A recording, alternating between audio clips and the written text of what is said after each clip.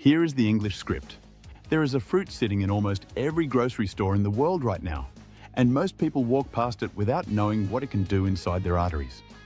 What you are about to learn involves a clinical trial result that no medication has ever replicated, a finding that has been sitting in cardiovascular research journals for over 20 years, and a mistake that almost everyone makes when consuming this fruit. A mistake that turns a powerful cardiovascular ally into its exact opposite. Stay with me until the end, because the most important part is not what you think it is.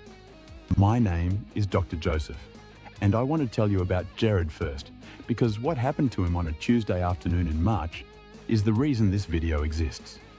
Gerard was 71 years old. He had been taking his statin every evening for 9 years, with the reliability of a man who takes his health seriously. His LDL was at 0.98. His cardiologist told him at every appointment that his numbers were excellent, that the treatment was working, that everything was fine. Gerard believed that for 9 years. He walked every morning. He took his pill every evening. He watched what he ate. Then one routine checkup changed everything. His cardiologist looked at the imaging on the screen and paused just slightly longer than usual. His plaque had grown. Not dramatically, but measurably. The intima media thickness of his carotid artery was greater than it had been 5 years ago, greater than 2 years ago. Gerard asked one single question. If my numbers are this good, why is the plaque still growing? His cardiologist paused and then said something Gerard repeated word for word to his wife in the parking lot. Because lowering the number is not the same thing as stopping the process. If you are watching this channel for the first time and this kind of information matters to you, click subscribe right now and turn on the notification bell so you never miss a video like this one. This channel exists to give you the real science behind the numbers your doctor shows you, and the conversation that usually does not happen in a 15-minute appointment. Now I need to explain something about cholesterol that your doctor may never have told you clearly. Your LDL cholesterol does not cause heart attacks. It is oxidized LDL that causes heart attacks. Think of normal LDL like iron. Iron is solid, structural. It has its place in the body. Now think about what happens to iron when it is exposed to moisture and air. It rusts. Rust is the same material as iron, but degraded, fragile, reactive, and it destroys everything it touches. Oxidized LDL is rusted cholesterol. When a free radical, an unstable oxygen molecule circulating in your blood, strikes a normal LDL particle and chemically alters it, that LDL goes from harmless iron to biological rust. Rusted cholesterol does not bounce off your artery walls the way normal LDL does. It embeds itself. Gerard's LDL was at 0.98. Excellent on paper. But nobody had measured what proportion of that LDL was oxidized. Nobody had looked for the rust. There is a test that specifically measures oxidized LDL. It is called the OxLDL test. Most cardiologists can prescribe it, but most patients have never had it done because it is not part of the standard cardiovascular panel. Gerard had done his lipid panel 11 times in 9 years. He had never done an OxLDL test. And here's what nobody had told Gerard in 9 years. Statins reduce the total amount of iron. They do not stop the iron from becoming rust. The oxidation process continues independently of how much the total number drops. A senior with perfectly controlled LDL can have a dangerously elevated oxidized LDL level. The statin lowered the iron. The percentage of rust climbed. The plaque kept growing. What produces the free radicals that oxidize LDL? 3 main sources. Chronic arterial inflammation, the kind fed by metabolic syndrome, insulin resistance, and ultra-processed food. Past or present smoking, because combustion generates massive charges of free radicals that persist in vascular tissue long after the last cigarette. And oxidative stress linked to aging itself, the gradual decline of your body's antioxidant systems that begins around 50 and accelerates with every decade. When oxidized LDL penetrates the artery wall, your immune system detects it as an invader. It sends its cleanup team, white blood cells called macrophages to engulf the rusted cholesterol and eliminate it. The macrophage arrives, it absorbs the oxidized LDL, it does exactly what it is supposed to do. The problem is not the cleanup team. It is the rate at which rusted cholesterol keeps arriving. The macrophage eats so much oxidized cholesterol that it becomes swollen, toxic, and stuck inside the artery wall. Scientists call it a foam cell. Imagine a cleanup crew that arrives to remove the waste, eats too much of it, dies in the hallway, and becomes the blockage itself. Around that toxic core sits a thin, fibrous cap. It is the only thing separating the toxic contents from your bloodstream. If that cap holds, the plaque is stable. If it ruptures, the toxic contents explode into the blood. A clot forms within seconds, and that is the heart attack. Your HDL, your good cholesterol, carries on its surface a microscopic enzyme called paraoxidase 1. It is a biological sharpshooter. Its job is to circulate in the blood, identify oxidized LDL, and destroy it before it penetrates the artery wall.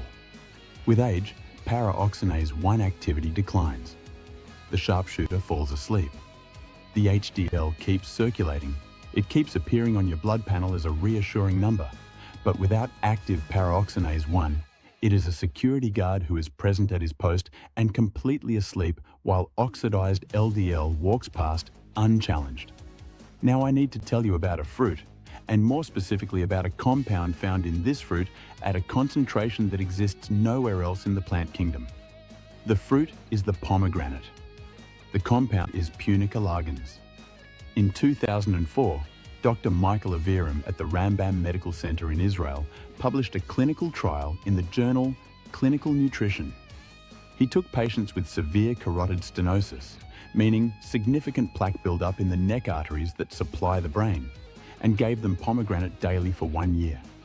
The control group saw their plaque thickness increase by 9% in 12 months.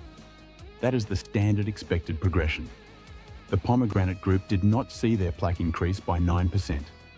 Their plaque decreased, not stalled, not slowed, decreased by up to 30% in 12 months.